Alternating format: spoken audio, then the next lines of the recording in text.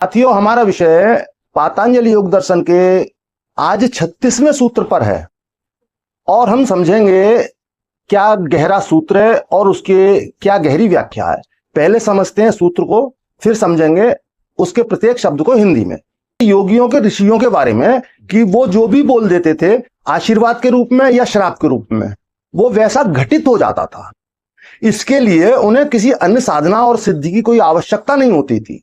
मात्र सत्य में प्रतिष्ठापित होने से उनके मुख से जो भी निकलता था, श्राप या गाली, वो तत्क्षण या कुछ देर में स्थिति के अनुसार, जैसे भी योगी की स्थिति जिस स्तर पर है, वो फलित होता ही था। युधिष्ठिर हमेशा सत्य बोला करते थे और पूरी तरह सत्य में प्रतिष्ठापित थे। इस कारण से उनका रथ युद्ध क्षेत्र में भूमि से ऊपर चलता था।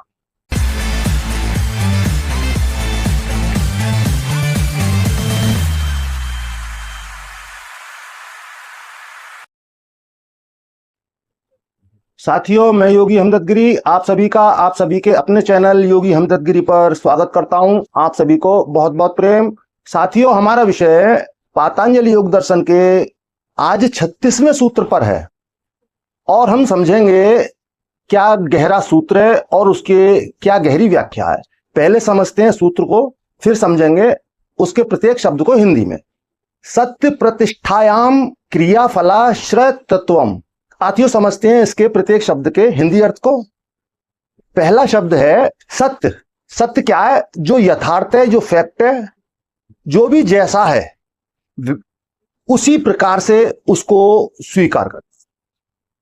अगला शब्द है प्रतिष्ठायाम, यानी कि जब सत्य पूरी तरह से सत्य की स्थिति में प्रतिष्ठित हो जाते हैं, जब पूरी तरह से सत्य की ही स्थिति होती है। आगे कहते हैं क्रिया।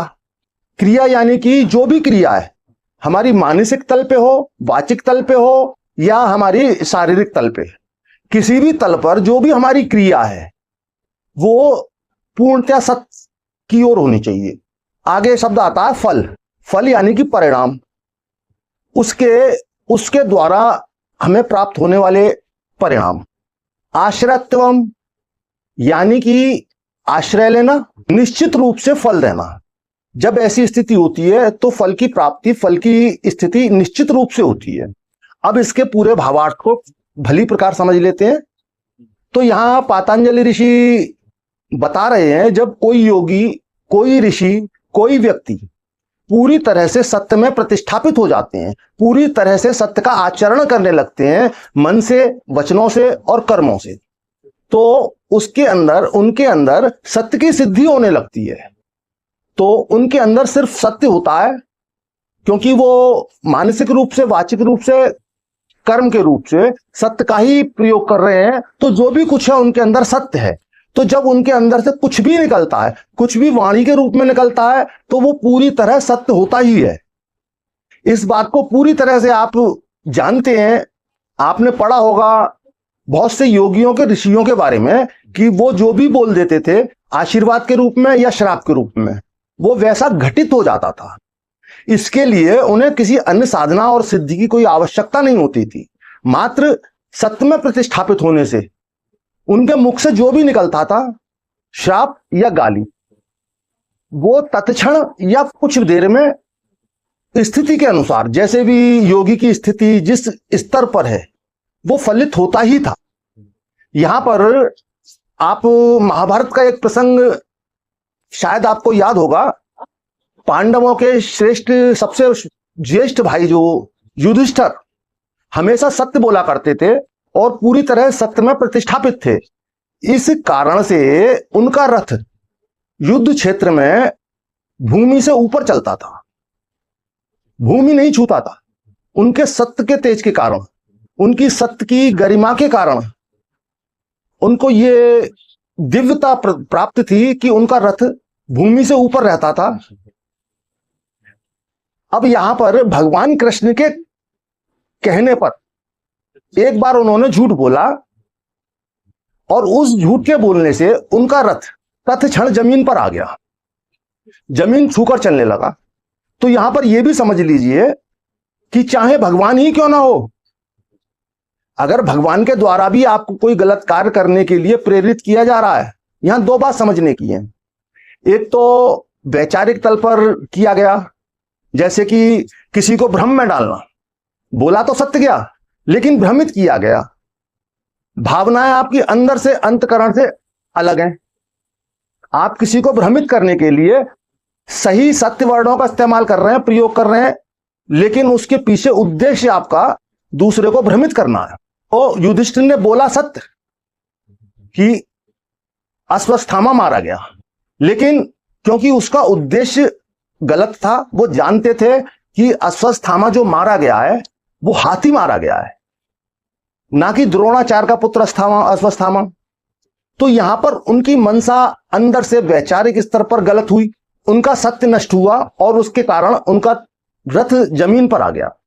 दूसरा यहां समझने का विषय यह है कि भगवान के कहने पर उन्होंने ये झूठ बोला, ये भावना, गलत भावना रखकर सत्य बोला, मगर यहां पर भगवान के द्वारा प्रेरित कार्य में भी उनका सत्य का क्षय हुआ, उसको उसका नेगेटिव परिणाम तुरंत उसी क्षण भोगना पड़ा। यहां भगवान भी ये समझ लीजिए, भगवान भी अगर आपको प्रेरित कर रहे हैं झूठ बोलने के लिए या सत्य बोलने के लिए, तो यह समझना अनिवार्य है कि आपके कर्म में ईश्वर भी भागी नहीं है।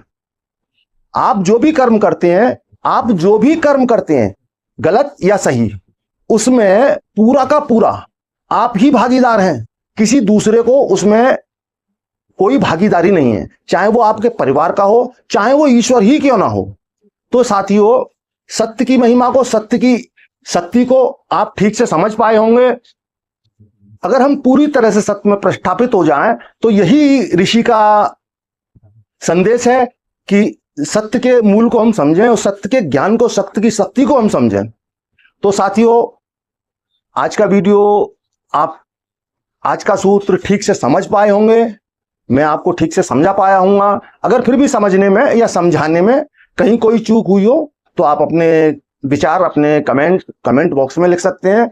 मैं सभी के प्रश्नों के उत्तर देता हूं, और अधिक से अधिक लाइक करें, सब्सक्राइब करें। तो इसी के साथ आप खुश रहें, मस्त रहें, तंदुरुस्त रहें। भौतिक जीवन में सभी कुछ अचीव करते हुए, जीवन के आनंद लेते हुए, आध्यात्मिकता के उच्च शिखरों को छुएं, गहरी गहरी समाधियों को जानें। और साथियों, इसी अभिलाषा के साथ आप सभी को बहुत बहुत प्रेम।